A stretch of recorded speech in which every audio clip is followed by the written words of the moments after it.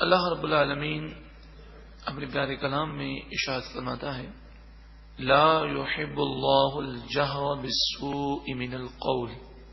اللہ تعالی پسند نہیں فرماتا. لا يحب اللہ تعالی پسند نہیں فرماتا بری بات کے چرچے کو، بری بات کے عام کرنے کو. کوئی بری بات عام کرے، بری بات کا چرچا کرے، اللہ تعالیٰ اسے پسند نہیں فرماتا. تو مسلمان کے عیب کو ظاہر کرنے سے اللہ اور اس کے رسول نے منع فرمایا.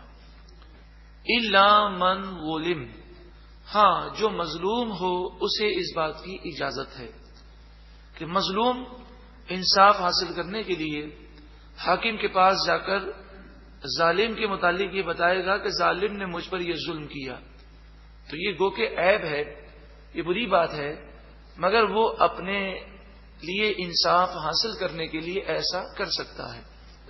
یہاں پر یہ عرض کر دوں کہ جب یہ کہا گیا کہ پیٹھ پیچھے عیب بیان کرنا، اس چیز کو سمجھیے گا کہ پیٹھ پیچھے غیبت کی جو تعریف ہے اس کے تحت مفسرین یہ بیان کرتے ہیں کہ پیٹھ پیچھے کسی مسلمان کی غیر موجودگی میں اس کا تذکرہ اس انداز سے کرنا کہ اگر وہ موجود ہوتا تو اسے برا لگتا، تو یہ بھی غیبت ہے. مثلا کسی کے چلنے کی ایکٹنگ کر لینا، اس کے لباس کا مذاق اڑا لینا، حالانکہ لباس پہن کے تو سب کے سامنے جا رہا ہے، مگر جس انداز سے ہم نے گفتگو کی ہے یہ ہو بہو یہی گفتگو وہ سن لے یا دیکھ لے یا کوئی پہنچا دے تو اسے برا لگ جائے گا. تو سمجھ جائیے کہ آپ نے غیبت کی ہے. اور غیبت کا انجام یہ ہے کہ غیبت کرنے والے کی ساری نیکیاں اسے دے دی جاتی ہیں اور اس کے گناہ اس کے سر پر آ جاتے ہیں. تو غیبت سراسر نقصان ہے، اس بات کا خیال رکھنا چاہیے. غیبت کو پہچانے کیسے کہ یہ غیبت ہے یا نہیں ہے؟ تو ایک اس کا پیمانہ علماء نے یہ بیان کیا کہ جب آپ کسی کی بات کرنے لگیں تو بس یہ سوچ لیا کریں کہ اگر کوئی میرے متعلق یہ بات کرے تو مجھے اچھی لگے گی کہ بری لگے گی.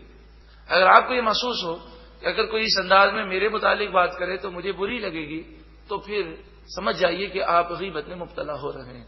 جس طرح غیبت کرنا حرام ہے، غیبت کا سننا بھی حرام ہے. تو شوق سے اور لگن سے سنا جائے یہ بھی انسان گناہ میں مبتلا ہوتا ہے.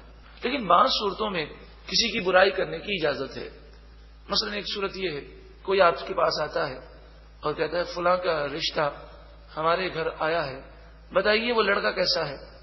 تو اس میں وہ عیوب کہ جو شادی کی صورت میں اس خاندان کو نقصان دیں گے وہ عیوب کا بیان کرنا جائز ہے. اس میں مقصد غیبت نہیں بلکہ اس میں مقصد مسلمان کو دھوکے سے بچانا ہے. اسی طرح کوئی شخص آپ کے پاس آیا اور کہا کہ فلاں نے کاروبار کے لیے مجھ سے پیسے مانگے ہیں، تو کیا اس آدمی میں بھروسہ کرنا چاہیے؟ میں اپنے پیسے اس کو کاروبار کے لیے دے دوں اور ہم پارٹنرشپ کریں؟ آپ کا کیا خیال ہے؟ کاروباری معاملات میں جو اس کے عیوب ہیں وہ اس موقع پر بیان کرنا جائز ہے کہ مقصد مسلمان کو دھوکے سے بچانا ہے.